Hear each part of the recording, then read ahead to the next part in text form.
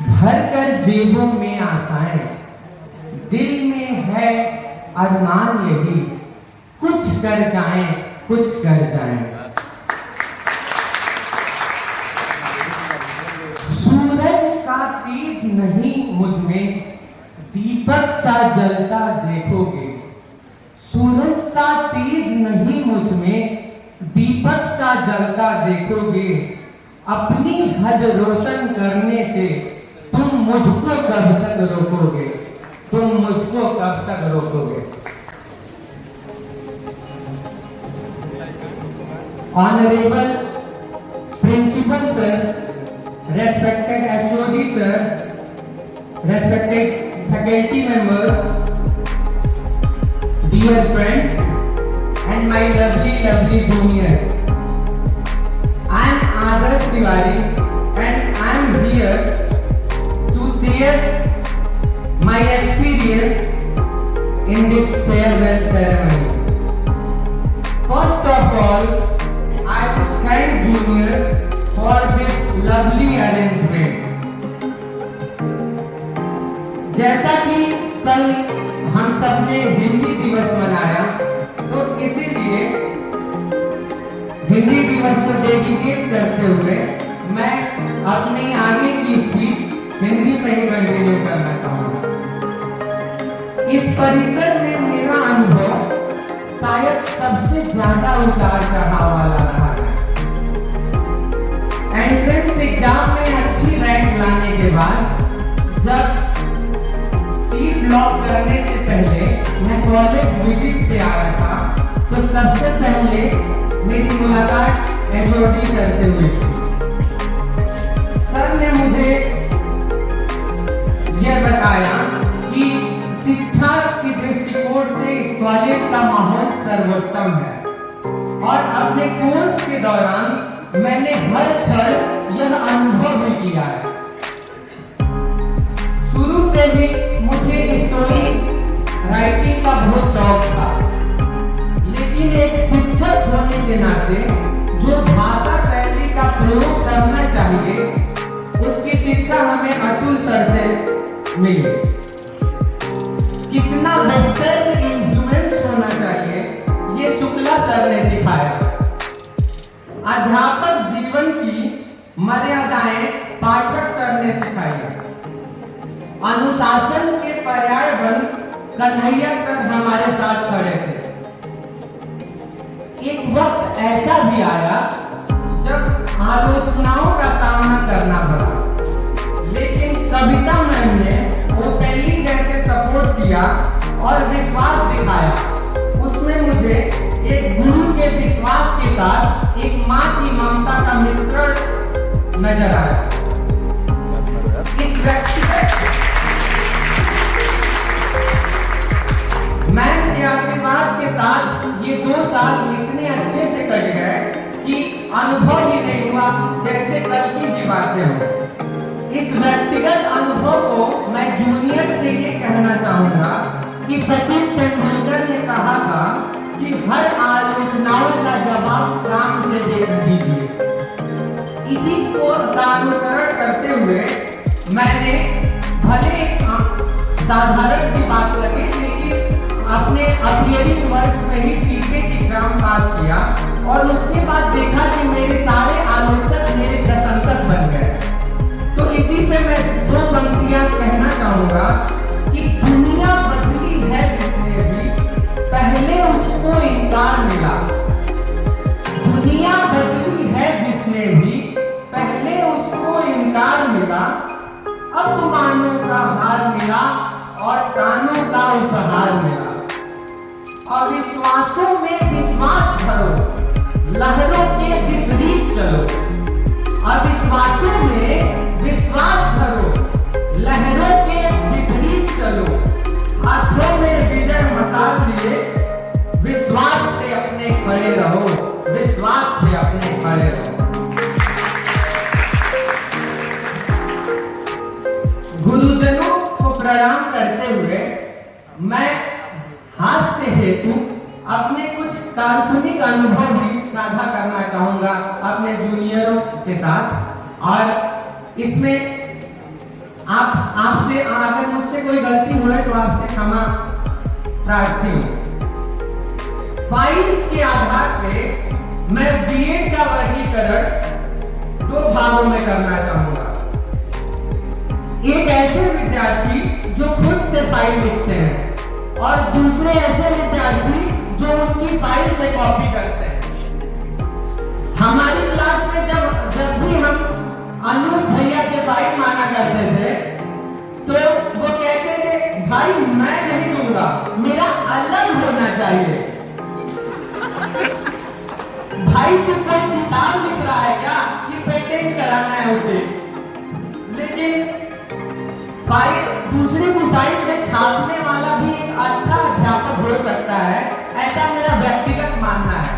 क्योंकि जब बापू inter college में इंटर्नशिप के दौरान मैं टीचिंग कर रहा था सर, तो मेरे मैथ्स पढ़ाने के तरीके से बच्चों से ऐसा कनेक्शन हो गया कि महीनों बाद जब मैं एक वेडिंग सेरेमनी में एक मैरिज हॉल में था तो वहां 7-8 बच्चों का एक ग्रुप आया और वो मेरे रिलेटिव्स के बीच मेरा पैर छूने लगे। मैंने पूछा कि सर, उन लोगों ने मेरे रिश्तेदारों ने पूछा कि कैसे जानते हो इन्हें, तो वो बताने लगे कि ये सर है हमारे, इन्होंने जैसा मैथ्स पढ़ाया मैंने ऐसा टीचर कहीं नहीं देखा है। तो एक अध्यापक के प्रोफेशनल में ये सम्मान जो आपको मिलता है वो दूसरा किसी प्रोफेशन में नहीं मिल सकता है। इंसान को भगवान मानकर उसकी सेवा करनी चाहिए, ये मैंने कहीं पढ़ा था। लेकिन मैंने खुद भी एहसास किया कि मेरे भीतर भी ब्रह्मा जी का वास है। मेरे अंदर अदृश्य 3 मुख है। एक मुख जो मैंने मैकेनिकल इंजीनियरिंग में भाषाएं प्राप्त की थी वो कहता है। दूसरा मुख यहाँ बीएड में जब मैं शिक्षण प्राप्त किया तो अध्यापक वाला हो गया, और अभी गुरुजनों के आशीर्वाद से मेरा बीएचयू में एमबीए में एडमिशन हो गया है, तो मैं मैनेजर वाला भी दृष्टिकोण से अपने तीसरे मुख को देखता हूं। जैसा कि ब्लैक एंड व्हाइट मूवी में भी 1960 के दशक में भी नायिका होती थी, तो हमारी भी कहानी इसके बगैर कैसे पूरी हो सकती है। हमारी क्लास में हमारे मित्रों का एक ऐसा ग्रुप है जो आपके दिल टूट जाने के बाद आपके साथ ऐसे समझाते हैं आपको जैसे एक बाप अपने बेटे को यूपीएससी की तैयारी के बारे में समझाता है कि एक अटेम्प्ट और कर लो। ऐसे ही आज अनुपस्थित हैं हमारे दीपक कुमार सिंह जी।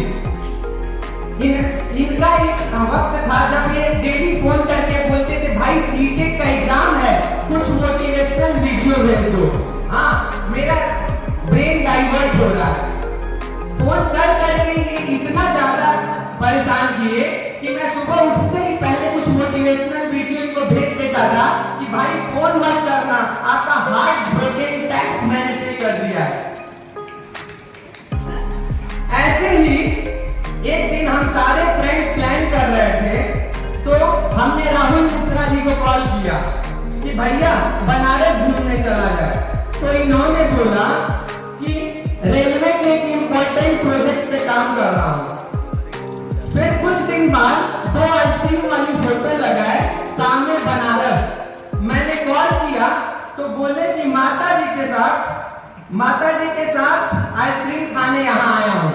अब ये कौन सी माता जी थी, ये काली माता ही जाने।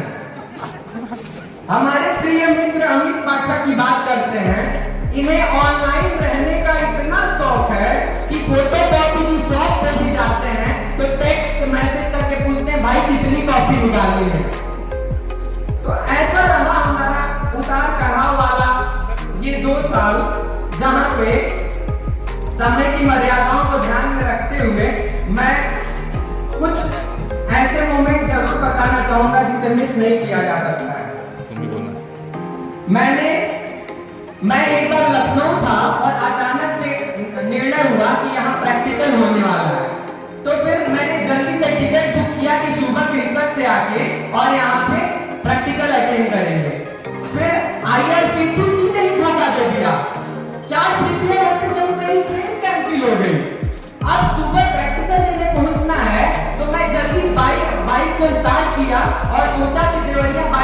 टेंशन लो। बस्ती आके थोड़ा रेस्ट किया और कॉफी पीते समय मैसेज देखा तो अतुल सर का मैसेज आया था कि अपरिहार्य कारणों से प्रैक्टिकल परीक्षा स्थगित की जा रही है। अब लखनऊ और देवरिया के बीच खड़ा मैं ये सोच नहीं पा रहा था कि जन्मभूमि की तरफ जाऊं कि कर्म भूमि की तरफ जाऊं।